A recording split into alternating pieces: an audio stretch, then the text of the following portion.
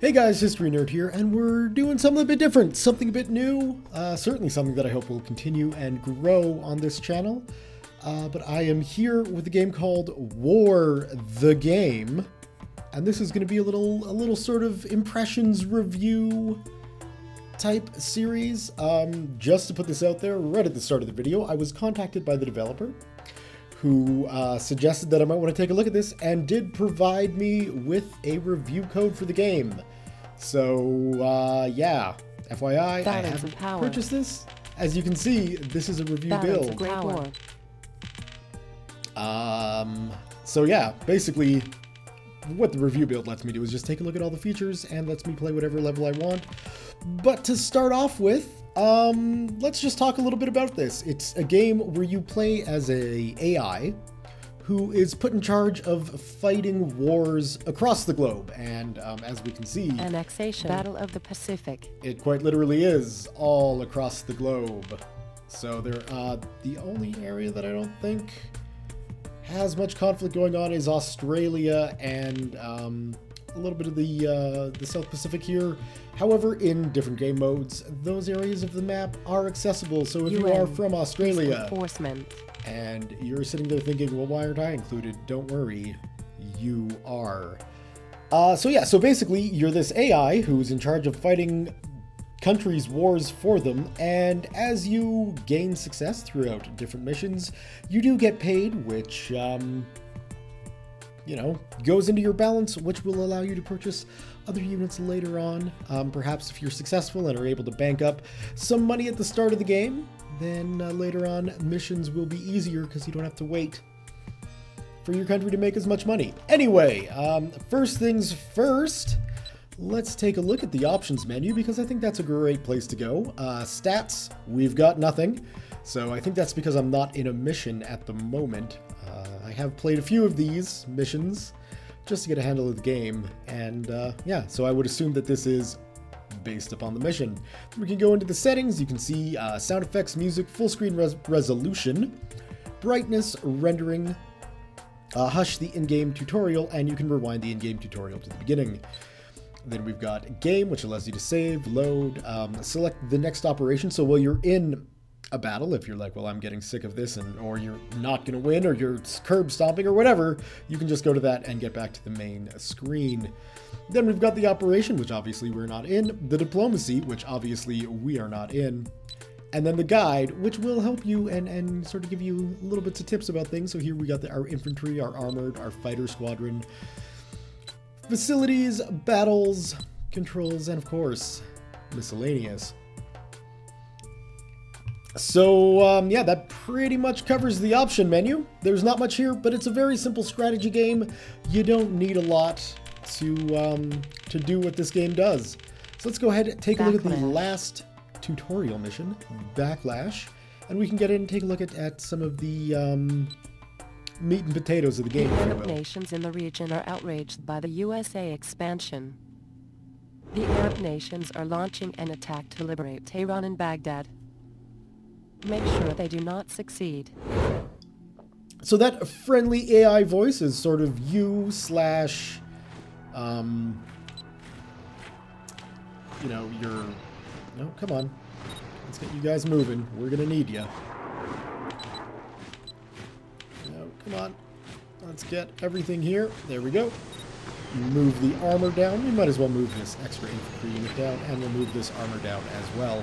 So you've got fairly basic unit types. You've got infantry, you've got armor, and you have later on, well, obviously you've also got fighter aircraft. Later on you get things like bombers and naval units and things like that. We'll go ahead and build ourselves some infantry. You can train units in cities. They cost you money from your millions or billions at the top of the screen. You can see that slowly counting up.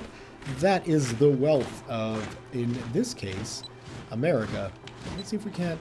I don't really necessarily want to select my garrison in Baghdad, but I do want to select everybody else here. And I want to start picking apart these UAE forces.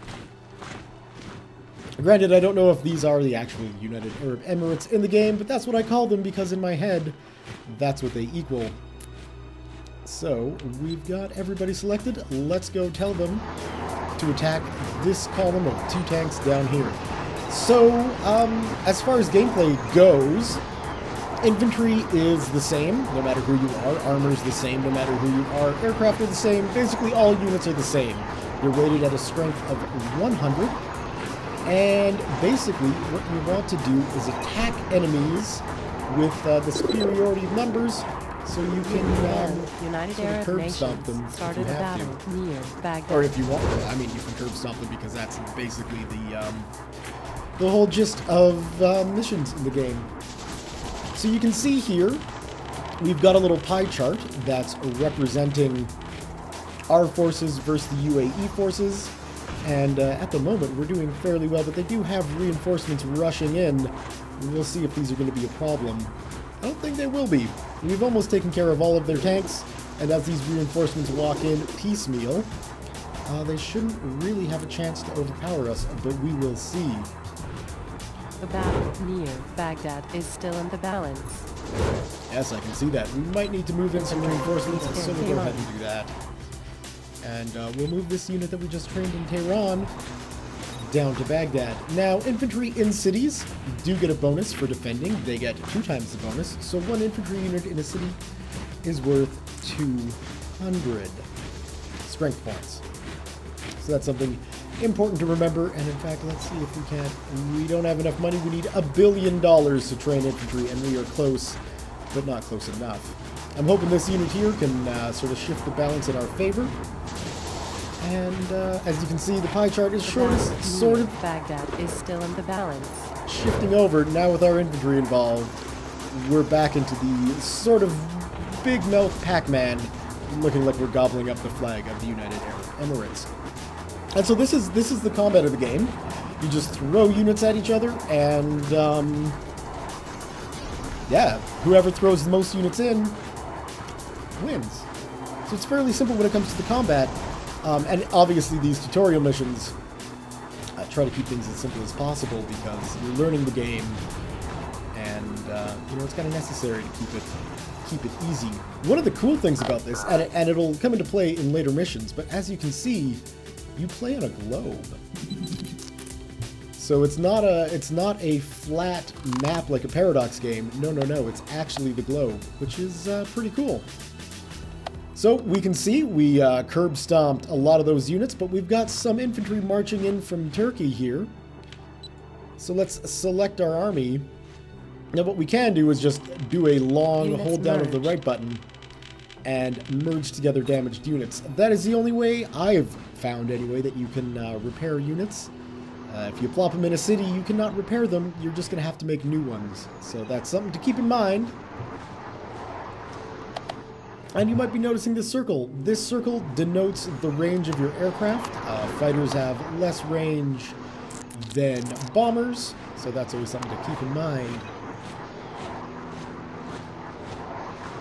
Yeah, we might be moving closer to this. I have a feeling this infantry unit is making a beeline for Tehran just to try and teach me a lesson.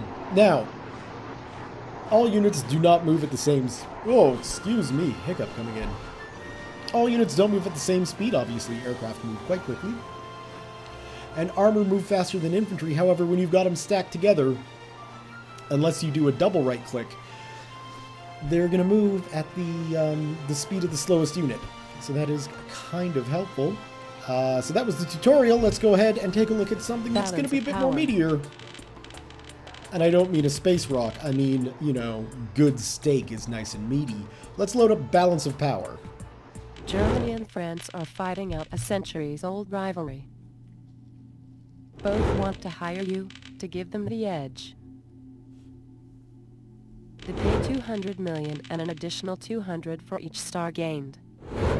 Germany. Alright, so here we've got to select who we're going to pick to employ us. And well, it is certainly tempting to go with Germany. France. I think I'm going to go with France. It looks like they just might have a slightly better position. So let's go with them. France. You can see here... Germany. Whoops. Now capture. There we go. To win. Alright, let's get our armor out of that situation. and perhaps have them engage these German tanks going around in the French border. Aha, okay, so now what we're going to want to do is move in some infantry just to assist. Hopefully they get there in time. You can see it is fairly evenly matched with the 2 units of tanks going up against the 2 units of tanks. In fact, let's go ahead and take this guy, move him down to Italy. You can see we've got a German infantry division marching around. They shouldn't be able to reinforce these tanks in time, at least. I hope not. We're going to go ahead and get ourselves some infantry on the go. And now you can kind of see, we've got 2 units of infantry on the go, in fact. You know, that this isn't just a sort of click and drag. There is strategy and tactics behind this thing. And basic economy, too. Now, I should mention that this game is $5. It is currently for sale via the developer's website and on Dazura. And we'll go ahead and put links in the description below. So yeah, for a $5 game, I think what you're getting is fairly good. Certainly, if this was a full-price release game, yay! I might have issues. Let's see if we can get them up in enough time to do some reinforcement. We might have some issues with what the game offers, but for it being $5, what's here is pretty good. And yeah, it's I don't know if I would necessarily say compelling. That's not really the right word that I'm looking for, but enjoyable certainly. And it does. One thing that I have noticed is it sort of feels like it's been designed for touch screens. Like, for example, if we go in to the menu here, right, just by flicking the mouse over, we can scroll through. And there's some other things. If you want to deselect your units, you can just shake your mouse and it'll deselect. So, you know, it kind of has that mobile feel to it. Not that that's necessarily a bad thing. It's just kind of a strange thing on the PC, I find at least. But here, back in the menu, we can see what the missing sort of pages do. So here we got our stats. We've got Germany and France, and it certainly looks like Germany is on the downturn. We had some relative success with our initial battles, and hopefully our infantry coming in there will add into that. What else have we got? Balance of power, capture the opponent's capital, current battle efficiency, days played, complete price, once with France and once with Germany, days allowed for 2 stars, 60 for 1, 100. Efficiency required. So there's some, you know, goals and stuff like that throughout the game to encourage replaying the scenario and perhaps, you know, trying out Germany or a different nation that you're, you know, not used to playing. Anyway, let's get back to the game, shall we? That sounds like a great idea. We've got 2 infantry divisions moving in. Hopefully they'll be able to get in there before our units take some serious losses here. Those Germans, they're throwing people in left, right, and center. Whoa, no, no, no. You are far too close to send away. Whoa. We'll get ourselves another tank division going, and the balance of power has shifted back in our favor. We should be able to teach the Germans a lesson here. And yeah, so that's in Paris. Perfect. I just want to finish off this battle here, and what you can do, if things are going your way, you can hit the spacebar, and it'll advance time a day, just to speed things up so you're not sitting here watching these fights occur at real-time speed. When the battle ends, combatants' flags are displayed at the bottom right. The size of these flags reflects the amount of damage each player inflicted on the enemy during the battle. Space to continue. We inflicted an entire extra 1.3 billion damage compared to what the Germans were able to do with us. So let's go ahead and select everybody here. Hold down on the long right click, merge everybody up. And now we would just wait for our tanks and continue the push on into Berlin and complete the scenario that way. Let's have a look at an example battle. USA units are moving in on Chinese forces. And so this here is just basically the tutorial. In battle, all units have the same strength, so the armored brigade is equivalent to 1 infantry brigade. China has 3 units. Explaining how the combat works. So we can just go ahead and skip through the end of this. And as you can see, the more units you have, the more damage you do. Alright, back to the French campaign against the Germans. Honestly, there might be enough infantry here to make a bum rush for Berlin, but we've got some more units in Paris. We might as well snag one of them just to shift the balance of power in our favor, and we can see the Germans are indeed training units there. So yeah, so that's basically this, and let's go ahead and go back to the main menu. We will select the next operation. Balance of power. And we're going to take a look at just how big domination. This game can get. Like, how much you can actually do. World domination. Not World domination. Your nation. Logistics of war. Why this balance of power is still going on. Select next operation, please. Distant war. UN. War elimination. All-out war. World domination. There we You go. have been cleaning up behind others for long enough. Let's have a little fun and take over the world. I like the way this AI thinks. Use your personal funds to buy yourself a small country. Every leader is corruptible for a price. Take that country and conquer the world with it. So this is sort of the endgame scenario. As you play through the campaign, USA. Libya, France, Germany, Britain. With Germany and France, you get paid by the country that USA. You're fighting for throughout the campaign, and then finally, with all the money you make, as you can see, I've got 9 billion up there, thanks to the review copy. We can basically select any nation we want and see. We don't have enough money to purchase the U.S., Cuba, of course, but we certainly do purchase Cuba, for instance. And then from there, you take one country and you Pakistan, quite literally China, conquer the globe. USA. So, you know, there's definitely a lot to do in this game. Israel, For $5, it ain't bad, and this was made by one person. Considering that, this is looking pretty groovy, if you ask me. That being said, I don't think we'll be doing a full-on series of this game, but yeah, if this looks like something that is enjoyable to you, certainly go ahead, check it out. If you are going to purchase, this is just a personal opinion of mine. If you ever have the opportunity to purchase directly from a developer, always go with that route. That way, pretty much all of your money should go to the developer. And I think that's important, especially, you know, when you've got sort of a resurgence in this small-time game development and publishing.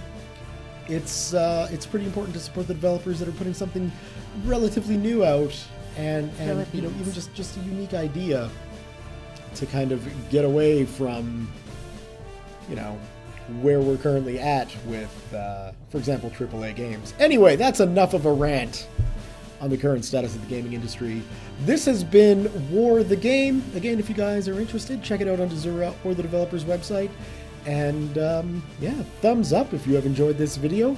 Leave your comments, questions, concerns, thoughts, jokes, musings, what have you below. Thank you all very much for watching, and we'll see you next time.